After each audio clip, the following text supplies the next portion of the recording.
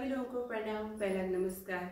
दीपावली 5 दिवसीय त्यौहार आप लोगों को धनतेरस की दीपावली, छोटी दीपावली, बड़ी दिवाली, गोवर्धन पूजा और भैया दूज की सभी आप लोगों को बधाई। वैसे तो हम डेली देते ही हैं, लेकिन आज हमारे यहाँ पर दीपावली कल को मनाई जा रही, तो कल को आज छोटी दीपावली है, तो आप लोगों को दीपावली की हार्दिक शुभकामनाएं। और मैं आज क्या काम करूंगी, क्योंकि काम तो बहुत सारे हैं जो मैं आपको सुबह से नहीं दिखा पाई। अभी छोटा सा ब्लॉग बना रही हूँ।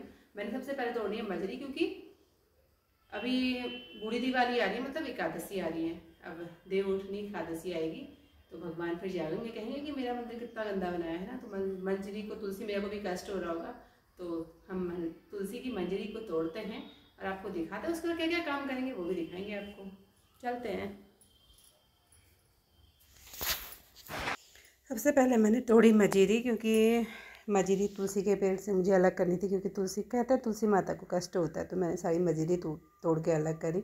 मैंने कहा एकादशी से, जब देवोठनी एकादशी आएगी उससे पहले मैं तुलसी के पेड़ को साफ़ करती हूँ। उसकी थोड़ा सा मुझे जड़ को करके थोड़ा सा गोबर भी डालना है, ताकि आज तो नहीं कर पाई ये काम, कल को करूँगी, क्योंकि आज मैं कुछ और ही काम में व्यस्त हो गई थी।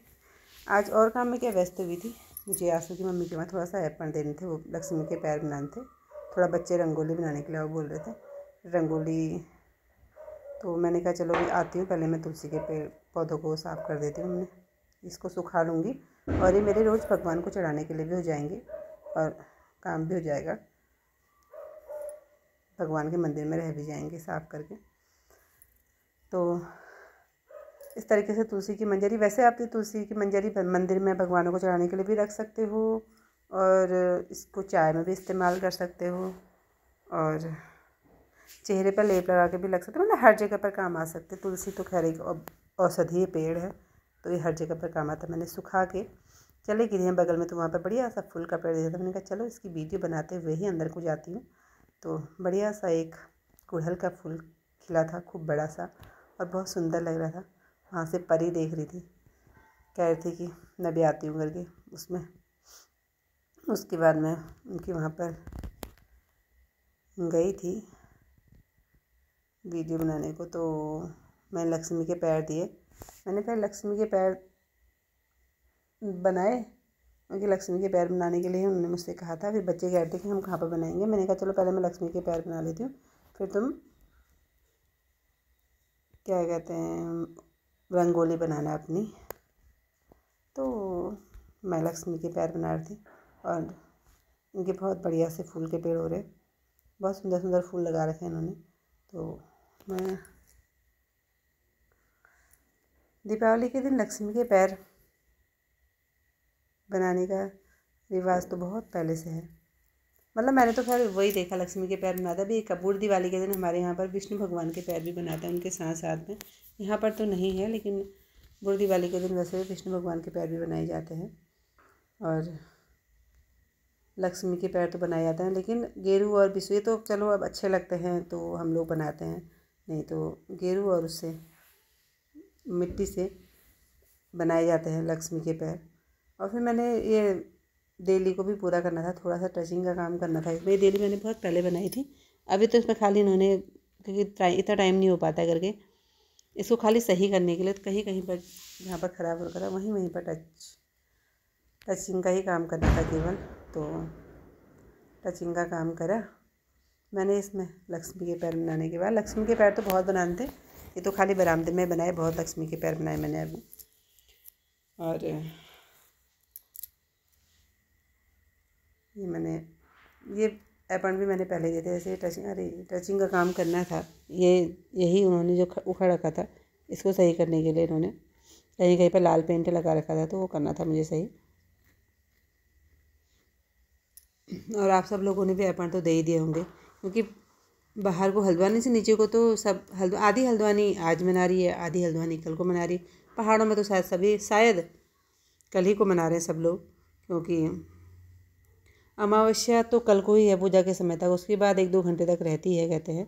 लेकिन कोई नहीं, 5 दिवसीय त्यौहार है, आज बनाओ या कल बनाओ, बात तो एक ही है।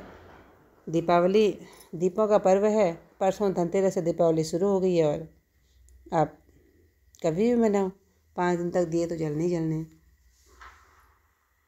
और मैंने इस तरीके से लक्ष्मी के पैर बना दिए।